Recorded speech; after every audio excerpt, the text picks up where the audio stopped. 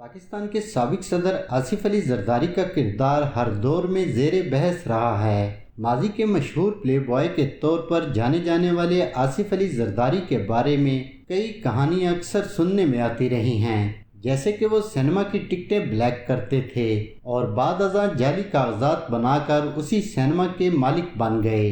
اس کے علاوہ ان پر ماضی میں بے نظیر کا قتل کروانے اور جعلی وصیت کے ذریعے پیپلز پارٹی کا چیئرپرسن بننے کے ساتھ ساتھ اپنے سالے میر مرتضیٰ بھٹو کو ایک پولیس مقابلے میں بے دردی سے قتل کروانے جیسے سنگین الزامات بھی لگتے رہے ہیں۔ آج کی اس ویڈیو میں ہم نہ صرف آصف علی زرداری کی ارلی لائف کے بارے میں بات کریں گے، بلکہ پیشاب کے ساتھ ان کی مونچھیں منڈوانے والے واقعے اور ان کے والد حاکم علی زرداری کے گال پر مارے جانے والے تھپڑ کی حقیقت بھی جانیں گے۔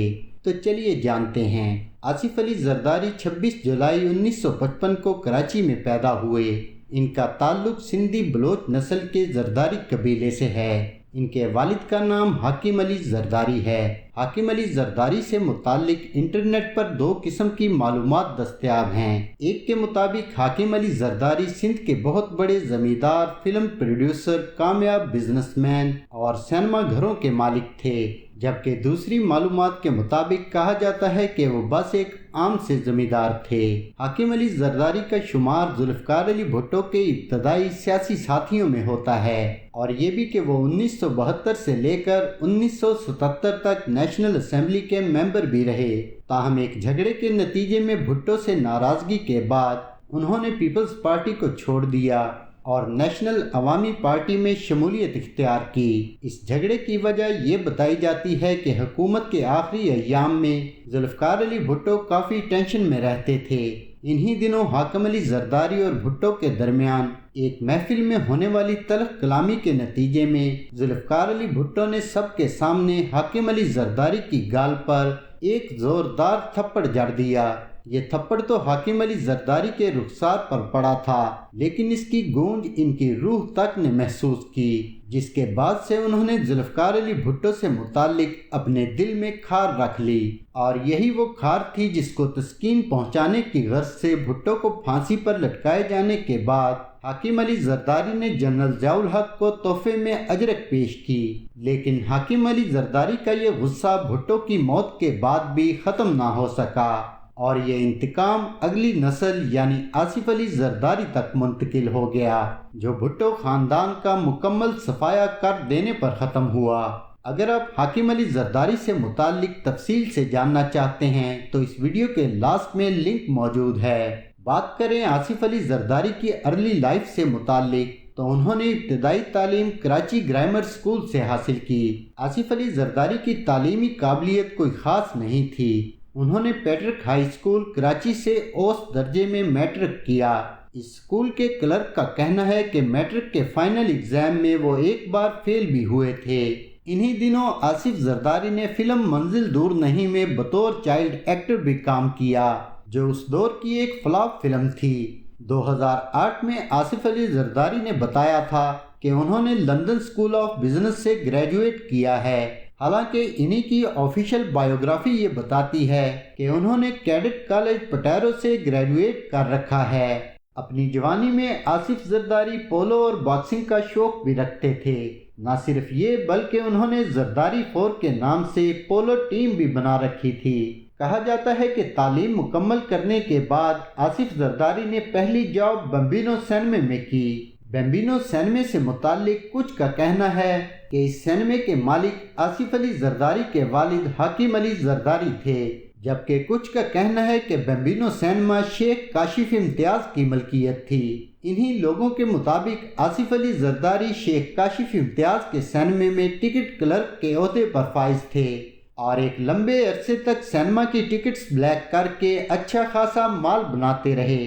کہا جاتا ہے کہ ان دنوں بمبینو ایک مضبوط کاروباری گروپ تھا۔ شیخ کاشف امتیاز نے ان دنوں بمبینو نام سے سافٹ ڈرنک اور ڈبہ جوس بھی متعارف کرائے تھے۔ مارکیٹ میں بمبینو جوس کا زبردست رسپانس ملنے پر شیخ کاشف امتیاز کی زیادہ تر توجہ اسی نئے بزنس پر مبذول ہو گئی تھی۔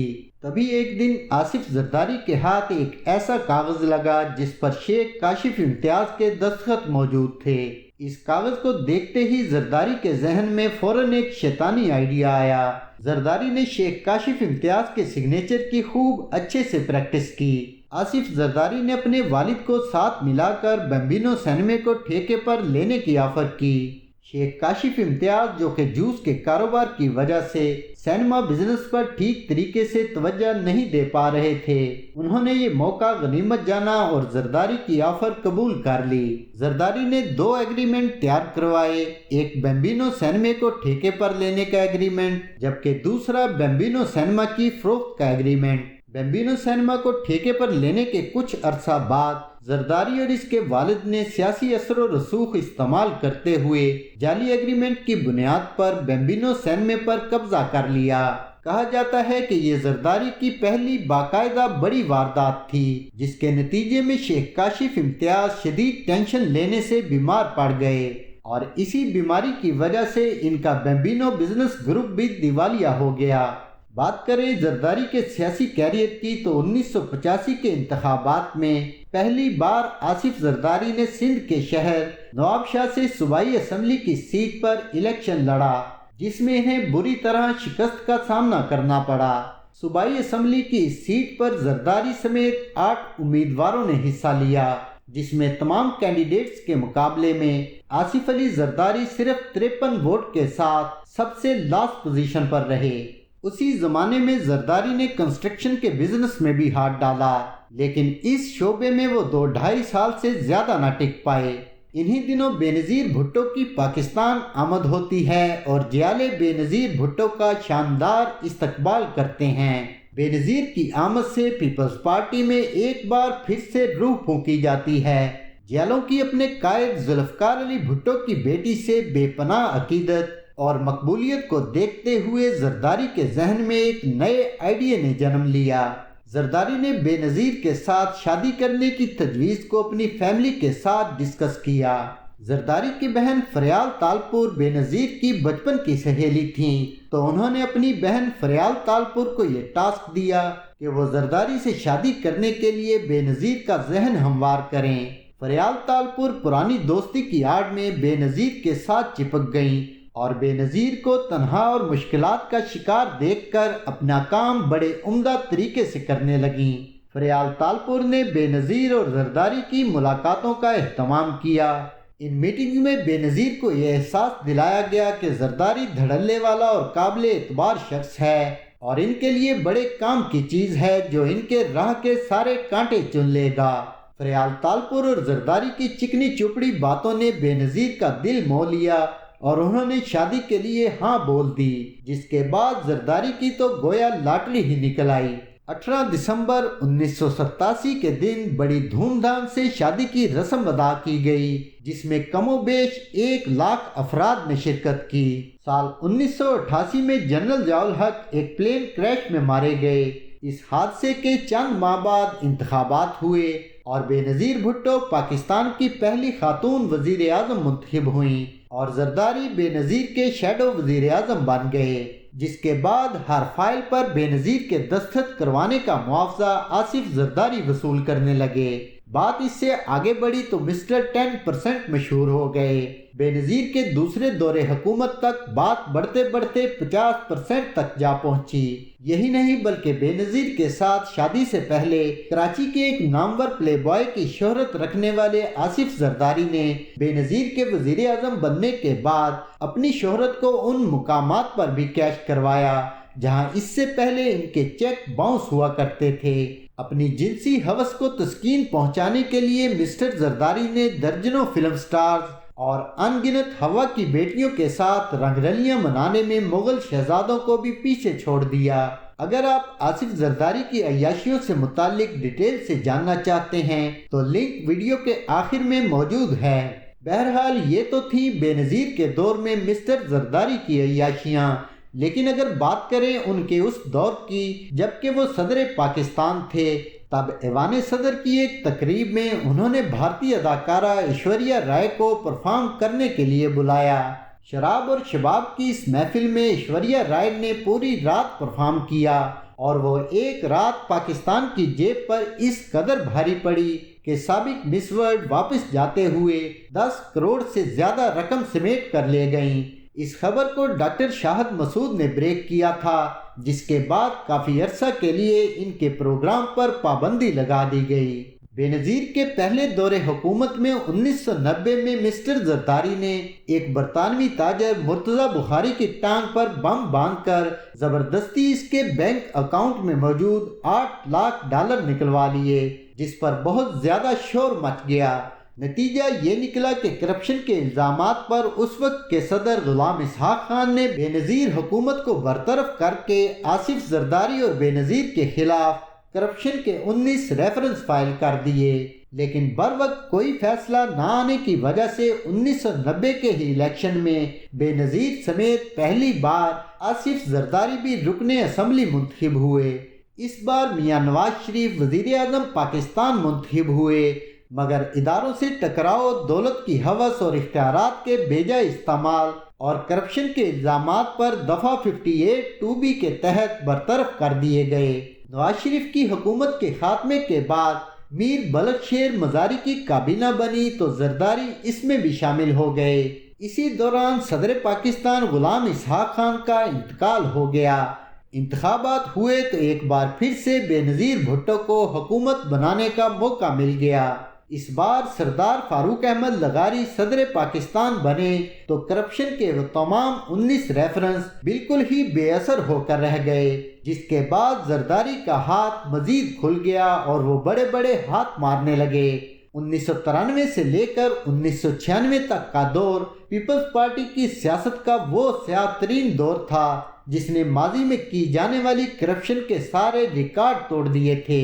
اسی دور میں فرانس سے معراج لڑاکا طیارے اور ایٹمی آبدوز کے $4 ارب مالیت کے سودے ہوئے۔ ایٹمی آبدوز کی اسمبلنگ کراچی یارڈ میں ہونا طے پائی۔ ان سودوں میں حکومت وقت کو خفیہ طور پر بھاری کمیشن ملنا تھی، لیکن شرط یہ تھی کہ حکومت پاکستان کی طرف سے مکمل ادائیگی ہونے کے بعد ہی کمیشن دی جائے گی۔ یہی وہ وقت تھا جب آصف علی زرداری پہلی بار ایک نئی لک یعنی کلین شیو میں نظر آئے، جو کہ بڑی ہی حیران کن بات تھی۔ واقفان حال بتاتے ہیں کہ مسٹر زرداری حکومتی طاقت کے زوم میں اپنے سالے میر مرتضی بھٹو کے ہاں جا گھسے اور ان سے وہ بلینک چیک مانگا جو لیبیا کے صدر کرنل قذافی نے پاکستانی ایٹمی پروگرام کے لیے دیا تھا۔ اس بات پر سالہ اور بہنوئی کے درمیان شدید جھگڑا ہو گیا۔ میر مرتضی بھٹو نے اپنے گارڈ کے ذریعے زرداری کو خوب اچھی طرح پٹوایا، جوتے مروائے اور پیشاب سے ان کی آدھی مونچھ بھی منڈوا دی۔ ٹھیک اپنے باپ کی طرح آصف علی زرداری نے انتقام کی آگ کو اپنے دل میں دبا لیا، اور پھر وہ وقت آیا جب آصف زرداری نے اپنی اس خنث کا جواب دیا۔ 20 سپٹمبر 1996 کی رات ڈاکٹر شعیب سڈل کی سربراہی میں سندھ پولیس نے میر مرتضی بھٹو کی گاڑی کو روک کر انہیں فائرنگ کر کے بے دردی سے قتل کر ڈالا۔ میر مرتضی بھٹو کے قتل کا پلان کس طریقے سے بنایا گیا اور کس طریقے سے اس منصوبے پر عمل درآمد کیا گیا، اس بارے میں ہم اپنی اگلی ویڈیو میں تفصیل سے ذکر کریں گے۔ کرنل قذافی کے اس بلینک چیک کا راز صرف بے نظیر بھٹو اور مرتضی بھٹو کے درمیان تھا، اس کیس کو بہت جلد داخلے دفتر کیا گیا۔ میر مرتضی بھٹو کے قتل اور دفاعی سودوں میں اس قدر بڑی کرپشن پر صدر فاروق لغاری شدید پریشان ہو گئے اور انہوں نے کرپشن کے بھیانک الزامات پر 5 نومبر 1996 کے روز پیپلز پارٹی کی حکومت کو برطرف کر دیا اور اسی دن زرداری کو بھی گورنر ہاؤس سے گرفتار کر لیا گیا۔ زرداری نے فرار ہونے کی سر توڑ کوشش کی، لیکن قسمت نے ان کا ساتھ نہ دیا۔ سال 1998 میں بے نظیر نے خود ساختہ جلاوطنی اختیار کی اور دبئی اور لندن میں مقیم ہو گئیں، جبکہ آصف علی زرداری تقریباً 11 سال تک جیل میں رہے۔ قید کے دوران ہی انہیں ڈائبٹیز اور کمر درد کا مرض بھی لاحق ہوا۔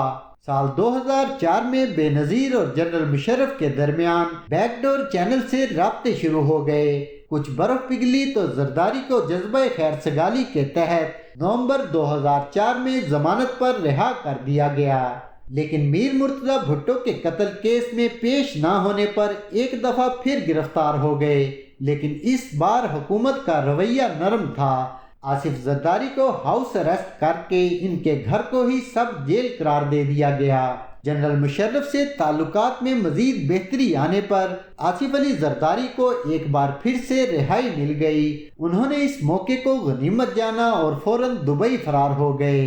اپریل 2005 میں زرداری نے لاہور کا مختصر دورہ کیا اور دوبارہ واپس چلے گئے۔ اس دورے میں زرداری نے جنرل پرویز مشرف کے ساتھ اپنے تعلقات میں مزید وسعت دی، جس کے بعد ان کے خلاف انتہائی سنگین مقدمات پر عدالتی کارروائی ختم یا غیر مؤثر کرنے پر نتیجہ خیز بات ہوئی۔ جنرل مشرف نے خود کو سیف ایگزٹ دینے کے بدلے میں آصف زرداری اور بے نظیر کو NRO دینے کی حامی بھر لی۔ مشرف کی جانب سے گو اہیڈ کا اشارہ ملتے ہی سپٹمبر 2007 میں بے نظیر بھٹو نے دھوم دھڑکے سے پاکستان واپسی کا اعلان کر دیا۔ جنرل مشرف نے NRO کے تحت دونوں میاں بیوی اور دیگر بہت سے سیاستدانوں پر عائد مقدمات خارج کر کے نئے انتخابات کا اعلان کر دیا۔ ان انتخابات کو بے نظیر نے اپنی ذاتی کامیابی سے تعبیر کرتے ہوئے سارے ثمرات خود سمیٹنے کی ٹھانی اور آصف علی زرداری کو نئے انتخابات سے پہلے پاکستان آنے سے صاف منع کر دیا۔ واقفان حال لکھتے ہیں کہ آصف زرداری کو محسوس ہوا کہ بے نظیر ان سے بدظن ہو چکی ہے اور اب بے نظیر کو شاید ان کی ضرورت ہی نہیں رہی، لہذا انہوں نے فوراً ہی متبادل پلاننگ شروع کر دی اور بے نظیر کے چیف سیکورٹی آفیسر خالد شہنشاہ سے رابطہ کیا۔ بیت اللہ محسود اور طالبان سے مل کر ایک پلان ترتیب دیا گیا۔ 27 دسمبر 2007 کی شام لیاقت باغ راولپنڈی میں بے نظیر بھٹو کا آخری انتخابی جلسہ تھا۔ بے نظیر بھٹو کے چیف سیکورٹی آفیسر خالد شہنشاہ کی بدقسمتی تھی کہ وہ بے نظیر کے ڈائس کے بالکل ساتھ الٹے ہاتھ پر کھڑا بے نظیر کو قتل کرنے کے حوالے سے گلے پر چھری کے انداز سے انگلی پھیرتے ہوئے کیمرے کی ریکارڈنگ میں نظر آ گیا۔ بے نظیر بھٹو جلسے کے اختتام پر اپنی گاڑی میں جلسہ گاہ سے واپس جا رہی تھیں، تبھی زرداری نے فون پر رابطہ کیا اور بے نظیر کو مبارکباد دینے کے بعد انہیں سن روف سے باہر نکل کر مجمع کو ہاتھ ہلا کر شکریہ ادا کرنے کو کہا۔ فرط جذبات میں بہہ کر انتہائی شاطر اور ذہین بے نظیر کا دماغ معاف ہو گیا اور وہ زرداری کی بات مان کر بلٹ پروف اور بم پروف لینڈ کروزر کے سن روف سے باہر نکل کر ہاتھ ہلانے لگیں۔ تبھی اچانک سے ایک سنائپر کی گولی ان کی کن پٹی پر لگی، جس سے بے نظیر کا بھیجا باہر نکل آیا۔ مجمع میں مزید افراتفری پھیلانے کے لیے بم دھماکے بھی کیے گئے تاکہ تمام ثبوت گڑبڑ ہو جائیں۔ انویسٹیگیشن کے دوران بے نظیر بھٹو قتل کیس میں کئی پرسرار کردار سامنے آئے جنہیں وقتاً فوقتاً راستے سے ہٹا دیا گیا۔ مرکزی ملزم بیت اللہ محسود کوئی بھی راز کھولے بغیر ایک ڈرون حملے میں مارا گیا۔ بے نظیر قتل کے بعد منظر عام پر آنے والی پہلی ویڈیو فوٹیج جس میں بے نظیر کا سیکیورٹی انچارج خالد شہنشاہ مسلسل مشکوک اشارے کرتا رہا۔ اس خالد شہنشاہ کو بھی 2008 میں کراچی کے اندر قتل کر دیا گیا۔ خالد شہنشاہ وہ شخص تھا جسے آصف علی زرداری کا قریبی ساتھی مانا جاتا تھا۔ خالد شہنشاہ کو نہ صرف قتل کیا گیا بلکہ جب عزیر بلوچ نے خالد شہنشاہ کے قتل کا اقرار کیا تو اس کے بعد عزیر بلوچ کو بھی قتل کر دیا گیا تاکہ بے نظیر بھٹو کے اصل قاتل کبھی بے نقاب نہ ہو سکیں۔ عزیر بلوچ بھی کوئی عام آدمی نہیں تھا بلکہ اسے بھی آصف علی زرداری کے قریبی لوگوں کی بڑی قربت حاصل تھی۔ عزیر بلوچ وہ خاص شخص تھا جو اپنی ساری زندگی پیپلز پارٹی کی مفاد کی جنگ لڑتا رہا۔ بے نظیر بھٹو کے قتل کے مقدمے سے جڑا ایک اور مرکزی کردار پروسیکیوٹر چودھری ذوالفقار علی تھا۔ انہیں بھی دن دہاڑے اسلام آباد میں اس وقت قتل کر دیا گیا جب وہ مقدمے کی سماعت کے لیے عدالت کے اندر جا رہے تھے۔ قتل ملزمان عباد الرحمان عرف عثمان، نادر عرف قاری اسماعیل پولیس کے ساتھ جھڑپ میں، جبکہ ملزم عبداللہ عرف صدام اور نصر اللہ عرف احمد بھی ڈرون حملوں میں مارے گئے۔ یہی نہیں بلکہ بے نظیر بھٹو کے قتل کے گواہوں کو بھی یکے بعد دیگرے قتل کر دیا گیا۔ بے نظیر بھٹو کے قتل کے بعد ملک میں امن و امان کی صورتحال انتہائی کشیدہ ہو چکی تھی۔ تبھی آصف علی زرداری کی پاکستان میں انٹری ہوئی اور وہ بے نظیر قتل سے ابھرنے والی ہمدردی کا بھرپور فائدہ اٹھاتے ہوئے مرکز اور سندھ میں حکومت بنانے میں کامیاب ہو گئے۔ کہا جاتا ہے کہ زرداری نے پلاننگ کے تحت پہلے سے تیار کردہ بے نظیر کی ایک جعلی وصیت نامے کو سامنے لا کر پیپلز پارٹی پر قبضہ کر لیا۔ یہاں بمبینو سینمے والی واردات کا تجربہ کام آیا اور اسی وصیت نامے کی روح سے بلاول زرداری کا سیاسی نام بلاول بھٹو زرداری رکھ دیا گیا۔ سید یوسف رضا گیلانی نے وزیر اعظم کا حلف اٹھایا۔ صدارتی انتخابات ہوئے تو زرداری نے کسی بھی بدمزگی سے بچنے کے لیے اپنا نام آخری لمحات تک ظاہر نہ ہونے دیا۔ الطاف حسین کے نامزد کرنے پر آخری لمحات میں صدارتی امیدوار بن گئے۔ یوں 6 ستمبر کے صدارتی انتخابات کے نتائج کے مطابق آصف علی زرداری صدر پاکستان بن گئے۔ تو یہ تھے آصف علی زرداری سے متعلق چند اہم انکشافات۔ نیز آصف علی زرداری کے عیاشیوں یا پھر ان کے والد حاکم علی زرداری کے بارے میں جاننے کے لیے سامنے دی گئی اینڈ سکرینز پر کلک کریں۔ مزید ایسے ہی تاریخ کے اوراق میں چھپے حقائق کے بارے میں جاننے کے لیے ویڈیو کو لائک اور انفودیا چینل کو سبسکرائب کر لیں۔ اور اگر آپ مزید کسی ٹاپک کے بارے میں جاننا چاہتے ہیں تو کامنٹ میں اپنی رائے کا اظہار ضرور کیجیے۔ اللہ حافظ۔